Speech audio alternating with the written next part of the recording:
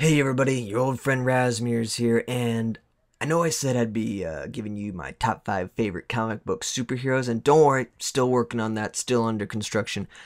I just had a few thoughts about the Spider-Man movie that I kind of wanted to get off my chest. Good? We good. Alright, let's go. The Amazing Spider-Man actually made a fair amount of money, so hey, that's cool. And a sequel is inevitable, so hey, that's even cooler because I'm actually, I guess, one of the few people who really enjoyed it. I mean, sure, it had its flaws, it had its problems, it wasn't perfect. My biggest beef was that it had a boring villain with a boring design and a boring plot to take over the world with lizard people. That, and for some reason, they wouldn't let the actor keep his damn mask on. He was taking it off every 5 minutes, and it was really annoying. But, okay, you know what? Let's focus on some good stuff. One of the things I really enjoyed, Flash Thompson, the cliche jackass high school bully, actually gets 5 minutes of character development and goes from being just another obnoxious bully to sorta almost friends with Peter Parker. That's kind of cool. In fact, I kind of hope they keep that in the next movie. Alright. Picture this. Flash, Pete, and Gwen Stacy all go to college in the next movie, where they meet a certain saucy redhead named Mary Jane. Maybe she can get in a bit of a love triangle with Peter Parker, because if it's anything us Spider-Man fans seem to really enjoy, it's love triangles. So they're all in college, but meanwhile, the evil Norman Osborn, the guy they wouldn't shut up about in the last movie, but we never actually got to see him. He's old, he's dying, like, again, they wouldn't shut up about, but we never got to see it in the last movie.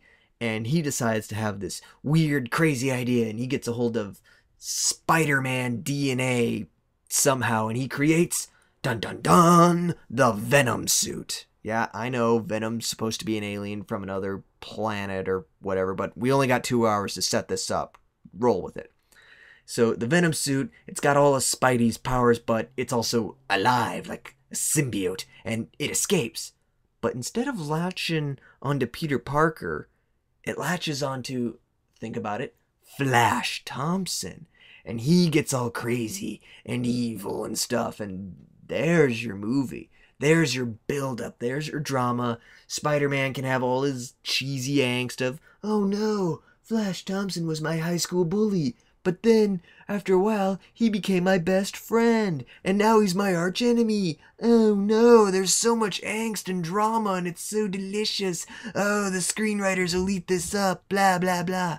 And maybe it'll actually be a satisfying, confrontation and a good hero versus villain dynamic, and it won't just be some tacky last-minute thing thrown on at the end of a third movie and have it make no damn sense. So yeah, Peter Parker, he beats Venom, Norman Osborn is foiled, but then he thinks of other methods, and bam, there you go. That's your third movie. After Venom fails, Norman Osborn becomes the Green Goblin with some other science-y experiment thing. Yeah. And since we can't talk about the Green Goblin without talking about Gwen Stacy, let's talk about Gwen Stacy real quick. I really like this version of the character. I like the chemistry she and Peter Parker have together.